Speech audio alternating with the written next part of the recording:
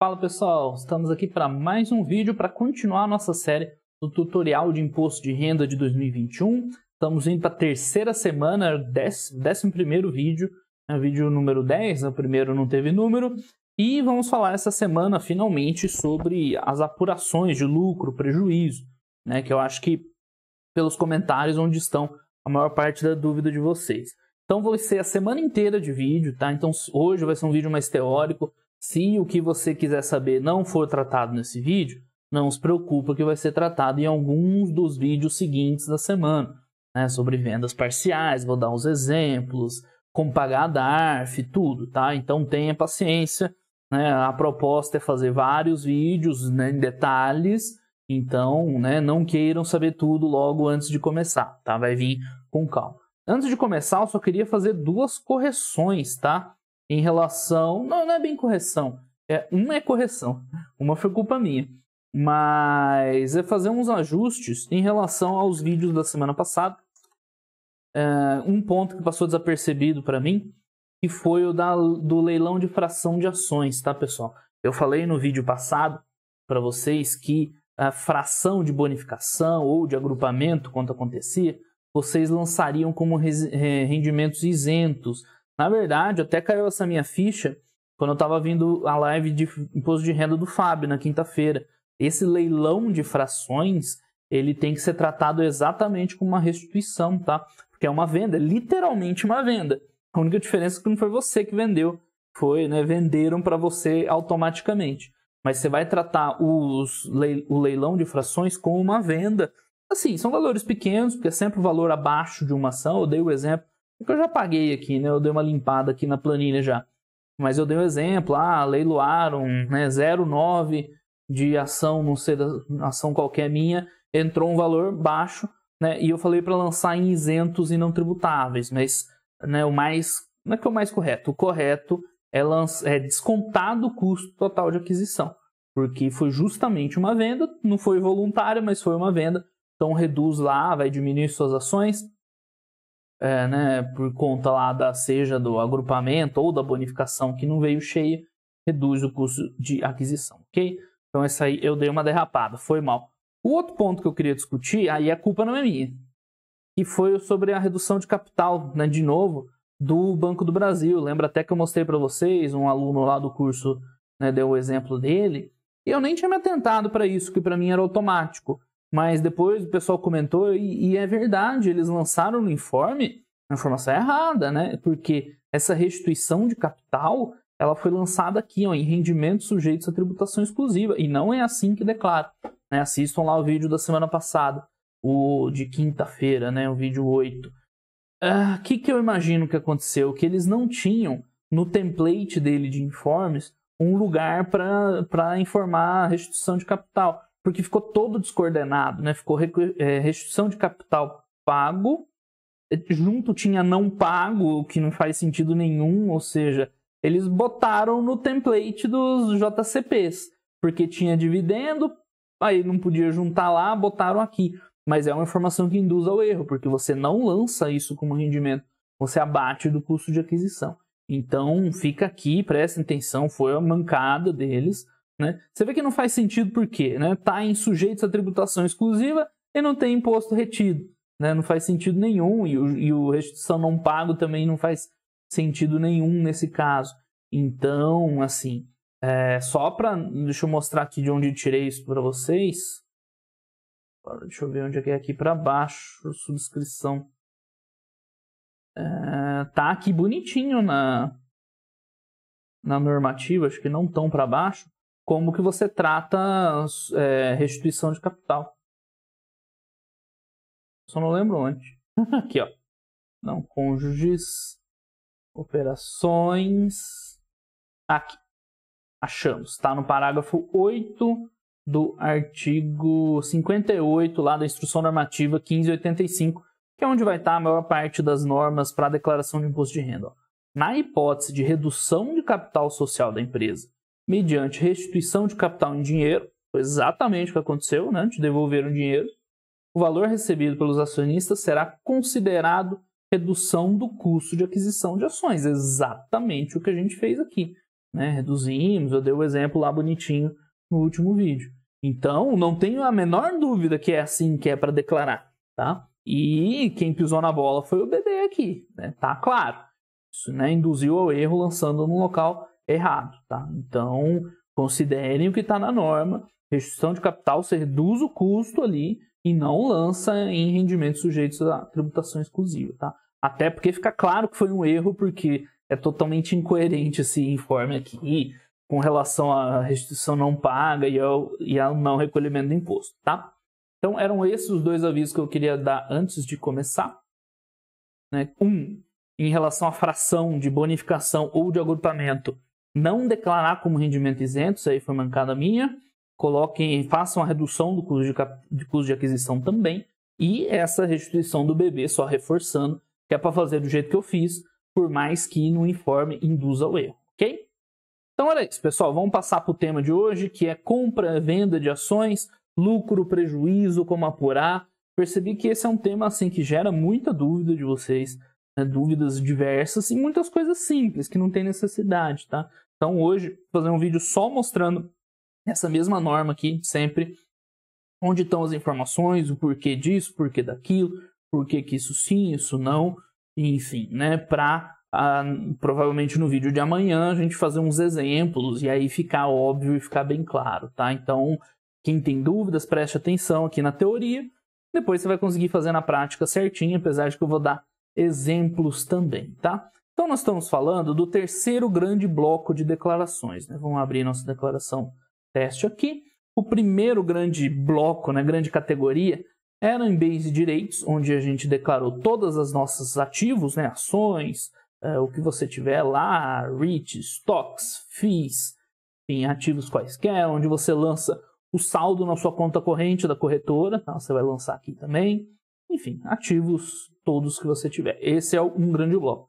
O segundo são os rendimentos, né, que nós terminamos semana passada. Então, os lucros e os dividendos, aqui isentos, os juros sobre capital próprio, aqui não, aqui, os sujeitos à tributação exclusiva e definitiva, junto com como é que é?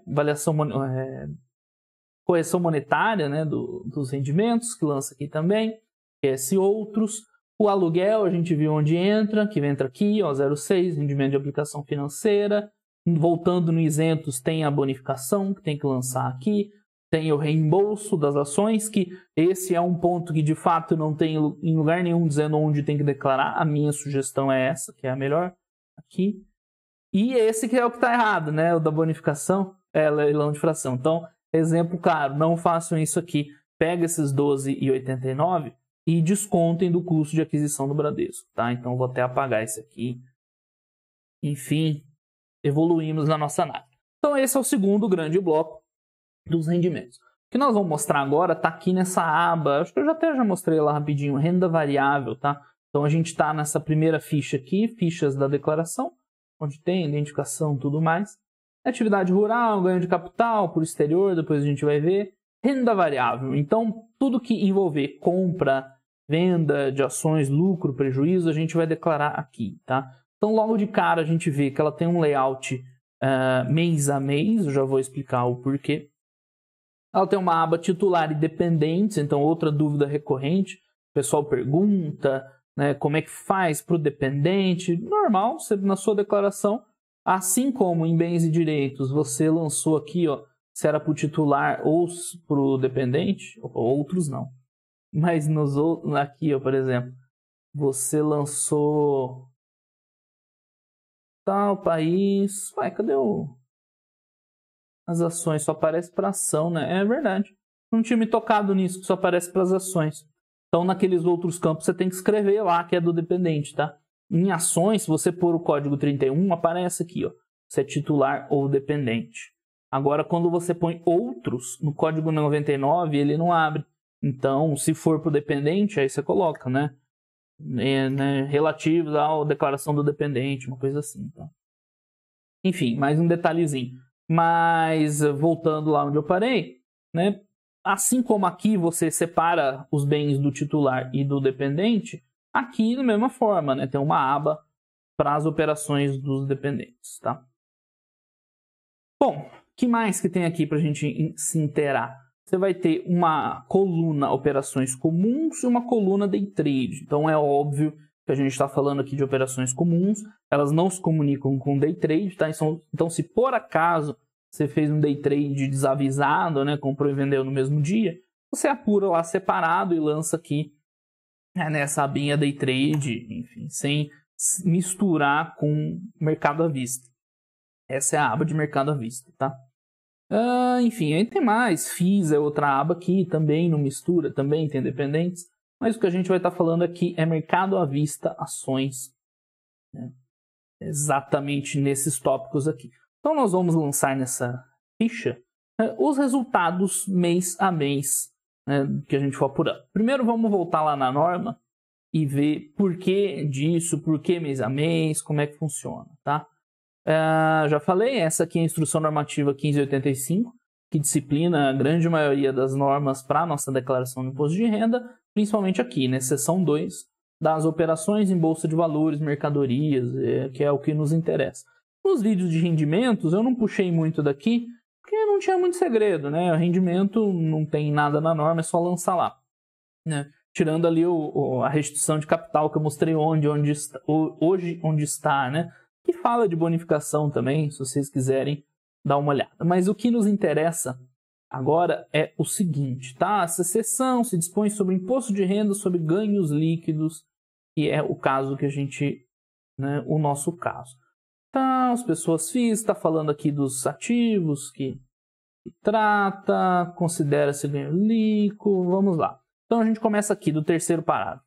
Considera-se o ganho líquido o resultado positivo, né? Você tem que vender mais caro que você comprou, por isso que é ganho, auferido nas operações que tratam os artigos 58 a 62, que aqui ele vai separar em mercado à vista, opções, né? Até opções a termo, futuro, que é a mesma coisa, né?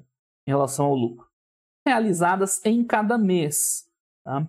Eu tinha falado. Admitida a dedução de custos e impostos e despesas incorridas, desculpa. Então, isso aqui a gente já tinha visto lá nas aulas lá da planilha, em que você pode juntar o custo que você teve com a compra. Então, né, todas aquelas linhas lá, você soma, logo você vai ter um lucro a ser tributado mais baixo. Enfim, faz mês a mês para chegar ao lucro. No caso de mais uma no mesmo dia, isso aqui a gente já viu também, né? É o artigo, é o parágrafo perfeito do vídeo da planilha de operação. O quinto, ele é bem interessante também, né? O imposto que trata esse artigo se é apurado por períodos mensais. Então, o que isso quer dizer? Se você fez uma venda e teve lucro, você não necessariamente já sai pagando o imposto dela. Por quê? Você vai pagar um imposto referente ao consolidado daquele mês.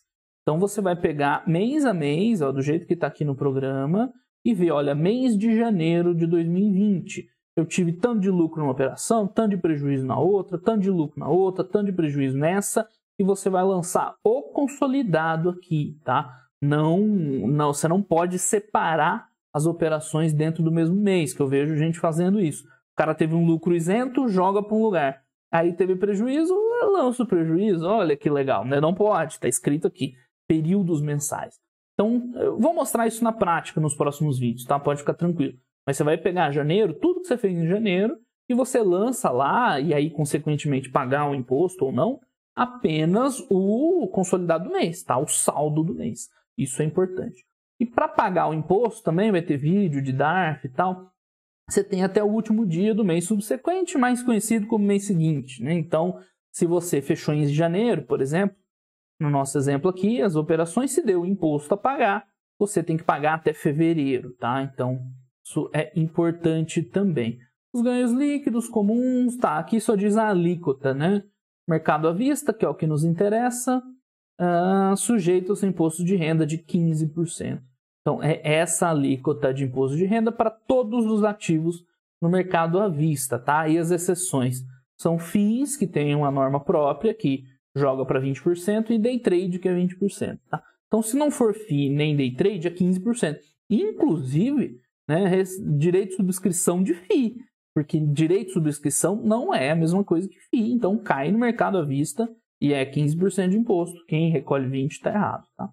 Então, bem simplesinho aqui, o que nos interessa. O resto é meio óbvio, que no mercado à vista o ganho líquido será diferença positiva entre a alienação do ativo, venda, e o custo de aquisição calculado pela média, que foi exatamente o que a gente fez aqui. Então, no vídeo de amanhã eu vou mostrar, olha, meu custo de aquisição é 10 mil e tanto, se eu vendi por 13 mil, eu tive um lucro de 3 mil, tá? Basicamente isso aí. Tá, corporação, enfim. Outros itens interessantes aqui, na verdade, muito importantes. Tá, o debênture, custo de aquisição, substituição, incorporação. Isso aqui, para quem estava perguntando, né, o que houve esse ano que o Pão de Açúcar ia sair, como é que eu faço? Baseado nesse artigo aqui, ó. Quando você tiver uma cisão, né, incorporação, fusão, cisão, o custo de aquisição originalmente ele vai ser dividido, né, para cada um dos ativos resultantes. Então você vê lá no comunicado do Pão de Açúcar quanto do custo ficou no Pão de Açúcar, quanto foi para sair, e aí você desmembra nos dois, tá? É isso que vai ter que fazer para o ano que vem. Ano que vem eu faço um vídeo sobre isso. Né? Esse ano ainda não. Tá, custo igual a zero. Redução de capital, que a gente já falou. E 59. Esse aqui é o que dá mais confusão. Essa galera não se conforma. Apesar de que tá muito simples para mim aqui, né? Tá muito facinho. O que ele diz, principalmente no inciso 1, né? Ou melhor, vamos aqui no caput. São isentos de imposto de renda os ganhos líquidos auferidos por pessoa física em operações efetuadas com ações, está escrito ações, tá? Ações.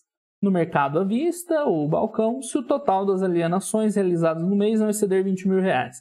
Então esse artigo ele é bem conhecido, né? É a famosa isenção dos 20 mil, quer dizer que se você não vender, então está falando total de alienação, não é lucro, não é o total negociado, é o total de venda. Então, cada mês desse aqui, que está aqui, por exemplo, na sua declaração, vai pegar em janeiro. Eu vendi 5 mil de uma ação, 7 mil da outra, mais 3 mil de uma. Então, para você computar se tem direito à isenção ou não, tem que pegar o valor das vendas totais, tá? Não é do lucro, não é de nada disso. Outra coisa, é do tipo tudo ou nada, ou seja, se você vendeu 19 mil no mês, você está isento.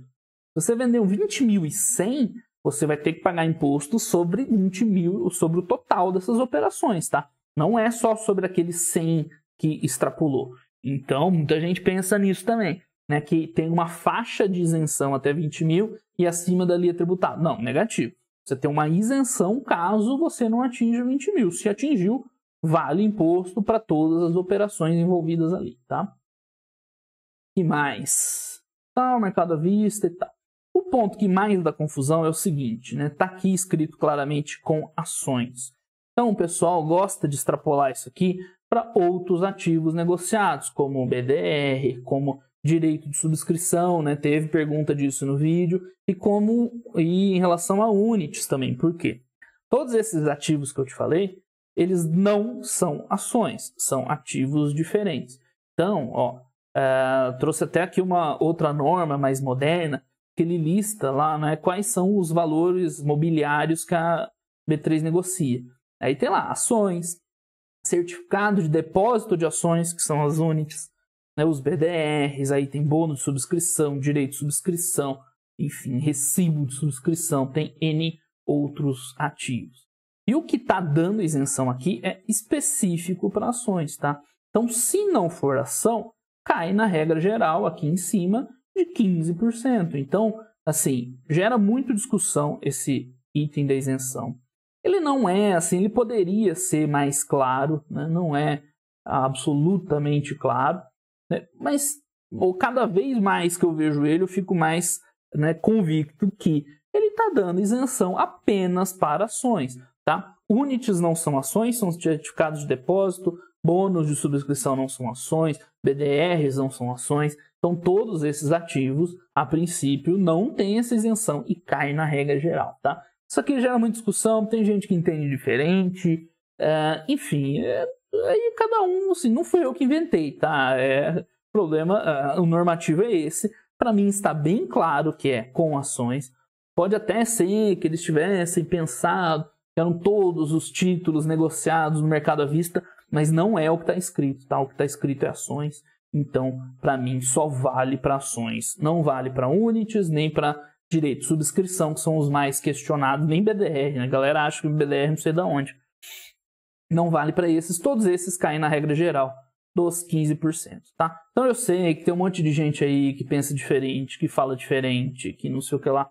Cara, não posso fazer nada. Minha visão é essa e para mim é bem claro, tá? Não é nem muito discutível. Para mim tá bem claro que só vale para ações, até que a Receita edite outra norma, né, de repercussão geral, que seja aquelas respostas de repercussão geral ou arrume a norma, incluindo, né, certificados de depósito de ações, que são as UNIs, ou direitos, bônus, recibos de subscrição, até que se faça isso, para mim não tem. Então, se você viu no outro canal, no fulano falando que tem, cara, fica à vontade. Eu nunca falei para vocês me seguirem fielmente. Você pode seguir o cara, você pode fazer o que você quiser, a declaração é sua. Só não venha, por favor, nos comentários do meu vídeo falar que o fulano diz o contrário, cara. Eu não tô nem aí porque o fulano, o cicrano, a cicrana dizem sobre isso. Não tem nada a ver com isso. Para mim é óbvio, vocês já sabem a minha opinião. Então não venha encher o saco nos comentários, tá? Para mim é claro isso.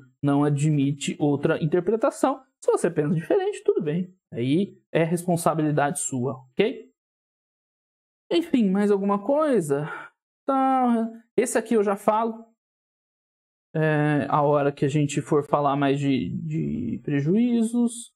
A day trade é diferente. Então, para day trade não tem isenção, né? Cotas. Para opção também não tem isenção.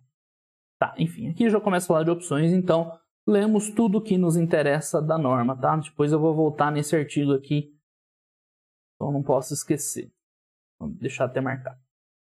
Então, né, meio que eu já mostrei aqui no programinha como é que funciona, né? Você vai ver, você vai fazer o apurado de mês a mês. Então, mês de janeiro, vendi tanto, né?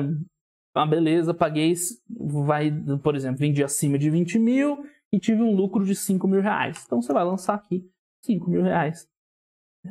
E note que lá embaixo ele já calcula para você o imposto bonitinho.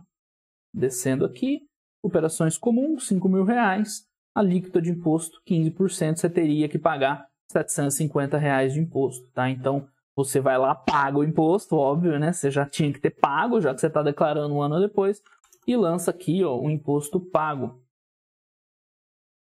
Compensar, imposto a pagar 750, imposto pago, lança os 750 e pronto, você tá kit com a receita no mês. Opa, tá atrás de mim, né? Vocês não viram aqui, deixa eu ver. Deixa eu minimizar aqui, ó. Pronto, agora dá para ver. Né? Aqui embaixo, no final, ele vai resumir imposto a pagar no mês, 750. Você paga, claro, você tem que pagar e preenche aqui imposto pago. Logo fica tudo, né, kit. Pontos importantes. Esse imposto a pagar aqui de operações, ele não se comunica com a sua restituição, tá? Com o valor da tua restituição. Aqui o meu tá zero porque eu não lancei nada. Então, se você tiver imposto a pagar, não vai ser descontado aqui da restituição ou não vai aparecer para você pagar no final da declaração, tá? Você vai ter que pagar a parte por meio de DARF, que eu vou mostrar aí ao longo da semana. Não sei qual dia vai ser esse vídeo. Que mais? Enfim, você vai fazendo isso, janeiro, aí fevereiro, você não vendeu nada. Aí, beleza, não preenche nada, vai embora. Março, vai assim por diante. Quando você tiver prejuízo, né, a Receita ela deixa você abater prejuízo de lucros futuros. Foi o item que eu deixei marcado aqui, ó. Né? Relativamente às operações desse artigo, a pessoa física fica dispensado de preencher. Tá no formulário resumo de operação, informações sobre alienações isentas, né? Na verdade, está falando outra coisa aqui no começo, eu já falo isso. Exceto no caso de pretender compensar as perdas apuradas com ganhos auferidos em operações sujeitas a imposto. Vamos por partes. O que eles estão falando aqui? Então, se eu dei o primeiro exemplo, eu vendi mais de 20 mil e teve lucro, eu tenho que lançar o valor aqui do lucro, claro. Lembrando que para isenção de 20 mil é o valor da venda, mas para apurar o imposto é o lucro e paga o imposto. Fechou. Falar o outro caso ainda. Vamos supor que em fevereiro eu vendi e fechei posição Só que minhas vendas não passaram de 20 mil, né? Vendi menos. Eu tive 2 mil de lucro e as vendas totais não passaram 20 mil. O que acontece? Você não vai lançar aqui esses 2 mil do jeito que eu fiz. Porque se você descer aqui embaixo, né, ele vai dar um imposto devido. E lembra, você é isento até 20 mil. É aquele inciso primeiro lá que a gente acabou de discutir. Tá aqui, né? Então, se você tiver essa situação que você vendeu abaixo de 20 mil e teve lucro, você não vai lançar nessa aba aqui esses 2 mil reais, tá? Não. Eu vou lançar onde? Como é isento, né? Já tem uma diquinha. Você volta aqui em cima nas primeiras fichas, rendimentos isentos e não tributáveis, igual ao mesmo lugar dos dividendos, tá? Vem aqui, clica um novo, que está aqui atrás de mim. E nas opções, nós vamos procurar a opção 20, tá? Ganhos líquidos em operações no mercado à vista, beleza, de ações, ou seja, compra e venda de ações. Note que, de novo, ele está falando de ações, não está falando de units, nem de direito, nem recibo de subscrição. Em bolsa de valores, realizados até 20 mil em cada mês para o conjunto das ações. Tem mais uma duvidazinha que eu lembrei agora, que o pessoal tem, é o seguinte, né? Aqui quando ele fala, ó, ações no mercado à vista, se o total das alienações desse ativo realizadas no mês não exceder a 20 mil. Então tem gente que interpreta como se fosse só o próprio ativo que você vendeu, tá? A isenção, ou seja, eu vendi um pouco de Ambev, um pouco de Itaú, um pouco de, sei lá, Bradesco, e aí teve um ativo lá que eu tive lucro, tudo com prejuízo, aí eu vendi, sei lá, a Engie com lucro, e a venda só da Engie não passou de 20 mil. Então o cara acha que ele não precisa pagar, porque está falando aqui desse ativo.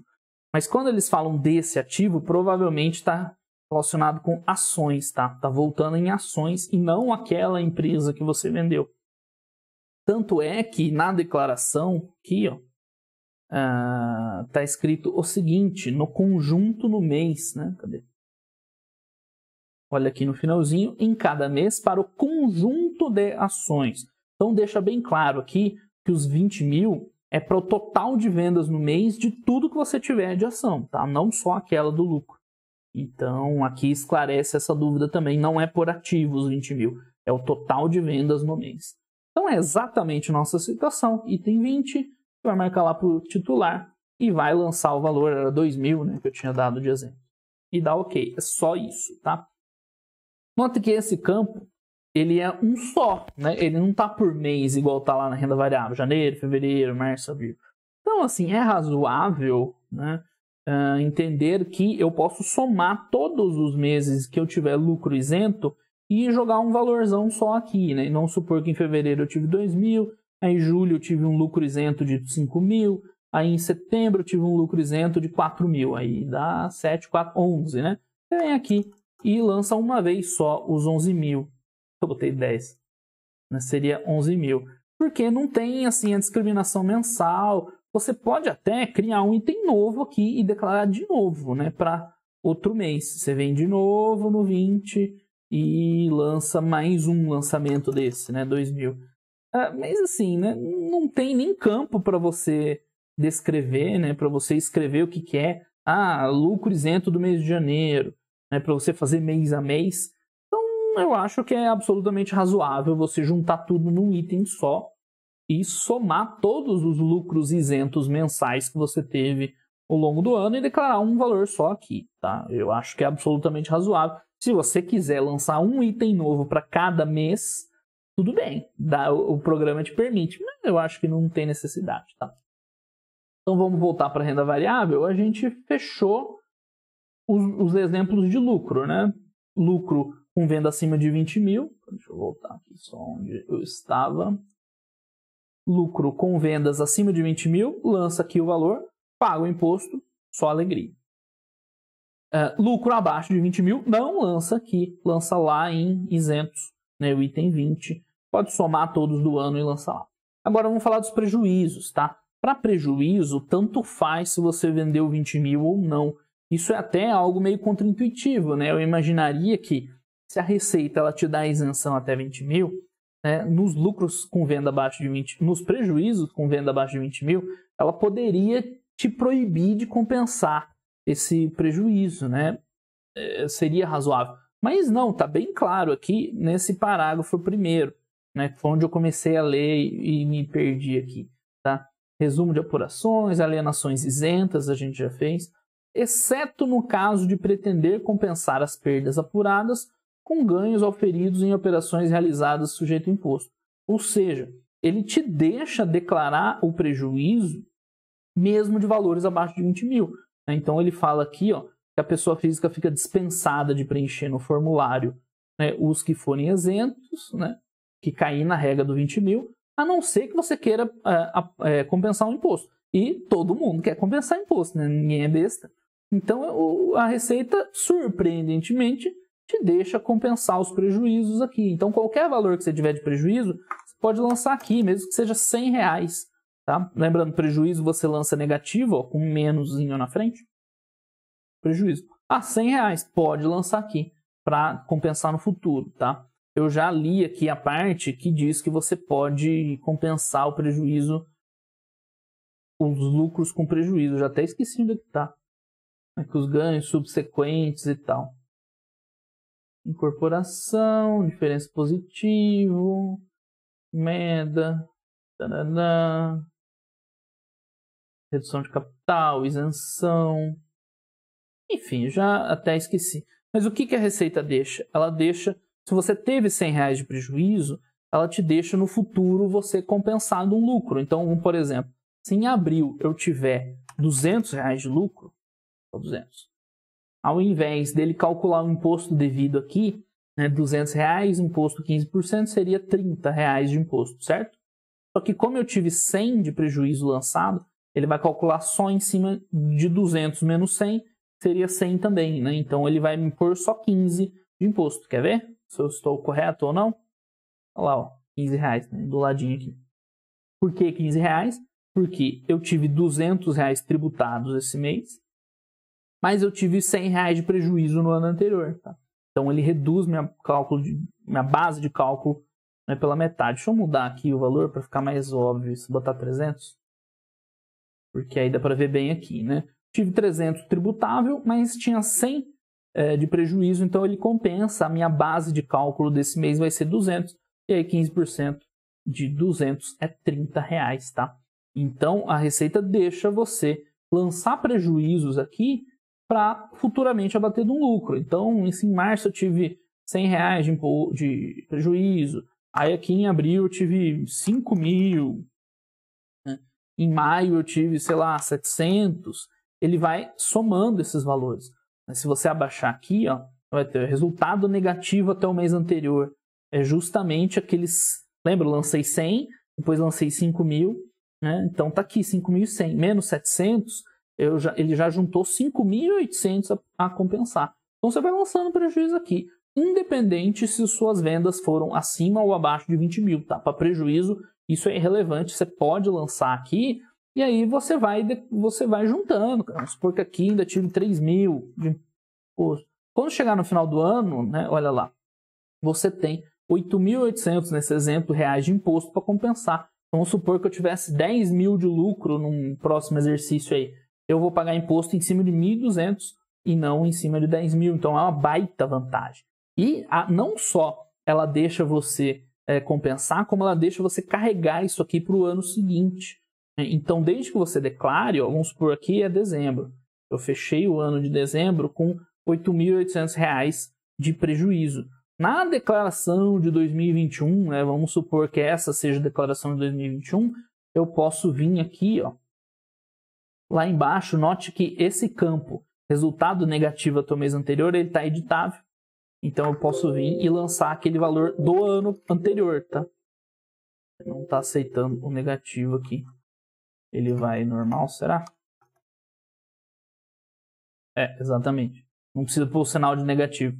Ou seja, quando você fizer de 2022, você pode ir lançar o total de prejuízo acumulado lá no mês de janeiro de 2022, que ele vai continuar compensando. Ó, aqui, né, tinha 5 mil de lucro, eu tinha 8 mil a compensar, eu continuo com prejuízo a compensar, né? Não vou pagar nada de imposto, continuo com prejuízo a compensar.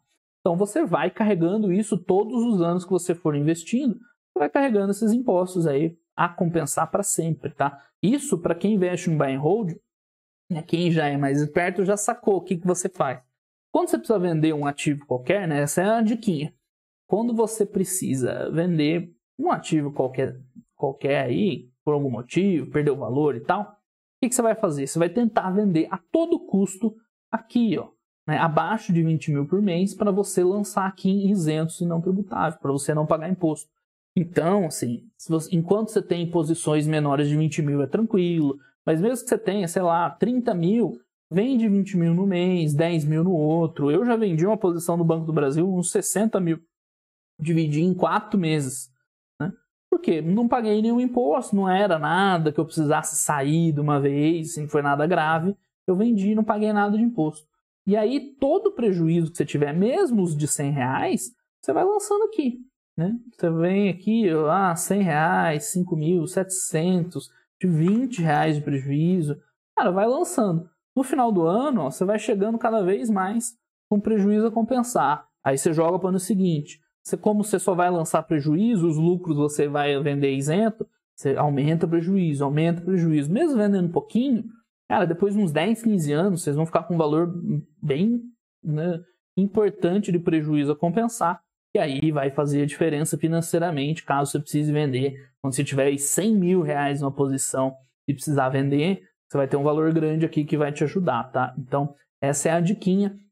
Vendam sempre abaixo de 20 mil por mês. Mesmo que precise vender em 2, 3, 4 meses, né? Geralmente não faz diferença. E lancem todos os prejuízos aqui desde o começo. Eu nunca lancei, o que eu posso fazer? Você pode retificar a sua declaração. Né? Claro, você só pode retificar os últimos 5 anos. Né? Aí você pega os dos últimos 5 anos, vai lançando os prejuízos, para, né, eventualmente compensar. Tá? Então usem esse expediente, que ele é bem mais interessante que outras estratégias que o pessoal fala aí, de vender 20 mil reais no mês, né? Uma sardinhada sem fim.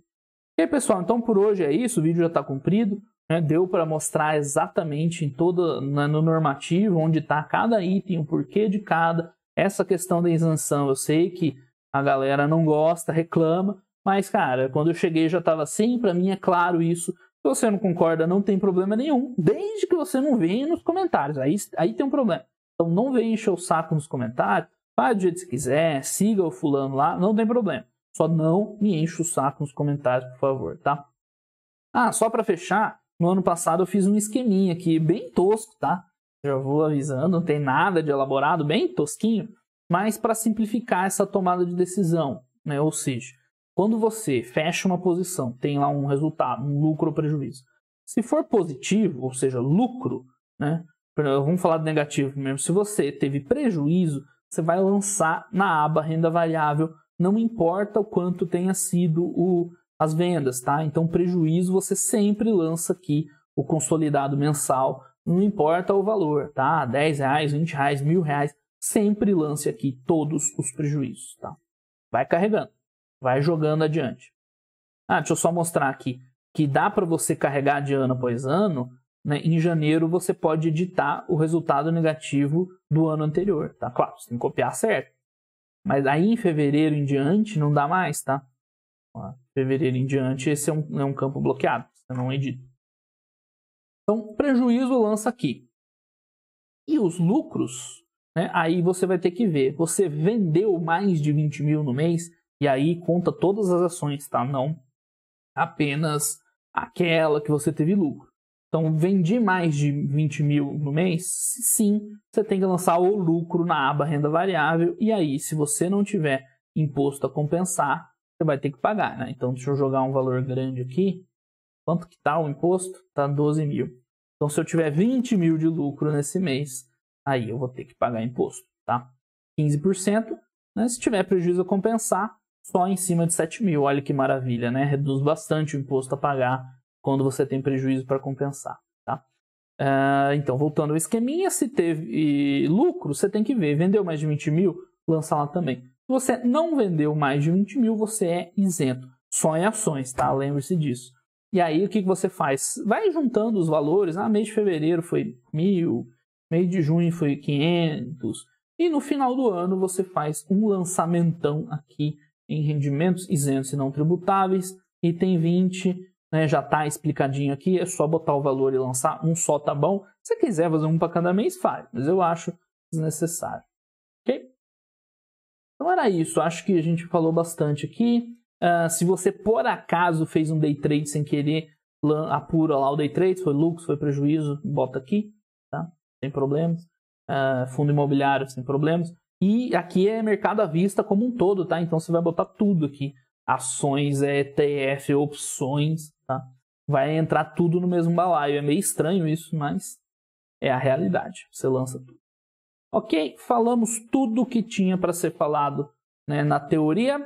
Amanhã, no próximo vídeo já, eu dou exemplos práticos. Então, a gente vai pegar, apurar nosso lucro com base no custo de aquisição, lá da planilha que a gente já fez, né? Vou usar essa planilha aqui de exemplo. E aí a gente vê, foi mais de 20 mil? Foi.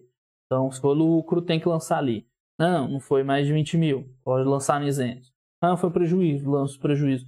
Que é bem simples, né? Não tem nenhum segredo. Ok, pessoal? Então por hoje era isso aí. Aguardem os próximos vídeos, tá? Não saiam aí desesperados, perguntando coisas que vão ser tratadas nos próximos vídeos. Ok, pessoal? Então por hoje é isso aí. Um grande abraço a todo mundo e até os próximos vídeos. Valeu!